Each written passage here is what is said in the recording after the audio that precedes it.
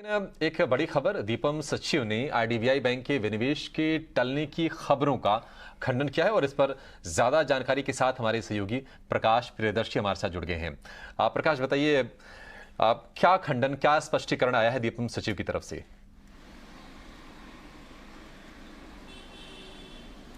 देखिए, कुछ रिपोर्ट्स इस बात की जानकारी दे रहे थे कि सरकार इस बात पर विचार कर रही है कि जो आईडीबीआई बैंक का डाइवेस्टमेंट है उसको फिलहाल टाला जा सकता है। सरकार इस पर विचार कर रही है।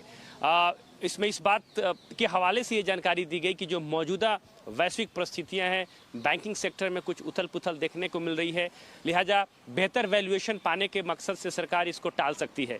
लेकिन दीपम सेक्रेटरी ने इन रिपोर्ट्स को पूरी तरीके से खारिज किया है, खंडन किया है और ये कहा है कि सरकार अपने पूर्व निर्धारित प्लान के हिसाब से ही आगे बढ़ेगी जहां तक आईडीबीआई के विनिवेश का सवाल है। दीपम सेक्रेटरी ने कहा कि ये जो रिपोर्ट है वो पूरी तरीके से मिसलीडिंग है, स्पेकुलेटिव है और इसमें कहीं भी कोई सच्चाई नहीं है। ईटी नाउ स्वदेश से फोन पर बातचीत करते हुए दीपम सेक्रेटरी ने ये कहा कि अपने पूर्व निर्धारित प्लान के साथ ही सरकार आगे बढ़ेगी। आईडीबीआई बैंक का जो विनिवेश प्लान है वो ऑन ट्रैक है और उसी हिसाब से सरकार आगे बढ़ रही है।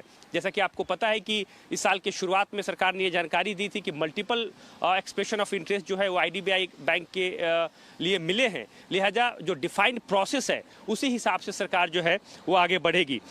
इसके अलावा इस बात पर भी गौर किया और फोकस किया दीपम सेक्रेटरी ने कि वित्त वर्ष 2024 में आईडीबीआई बैंक की जो विनिवेश की प्रक्रिया है उसको कंप्लीट होने की उम्मीद है और इसी मकसद से सरकार आगे बढ़ रही है। सरकार और एलआईसी का जो आईडीबीआई में करीब स्टेक जो है 94.71% है और ये अपने तरह का यूनिक ट्रांजैक्शन है अगर आप इंडियन बैंकिंग स्पेस में अगर बात करते हैं। और सरकार के जो डाइवेस्टमेंट प्रोग्राम है, जो महत्वाकांक्षी प्रोग्राम है, उस दिशा में आईडीबीआई बैंक का विनिवेश जो है वो काफ़ी अहम हिस्सा है। लिहाजा सरकार अपने पूर्व निर्धारित प्लान के हिसाब से आगे बढ़ रही है, जैसा कि दीपम सेक्रेटरी ने जानकारी दी है।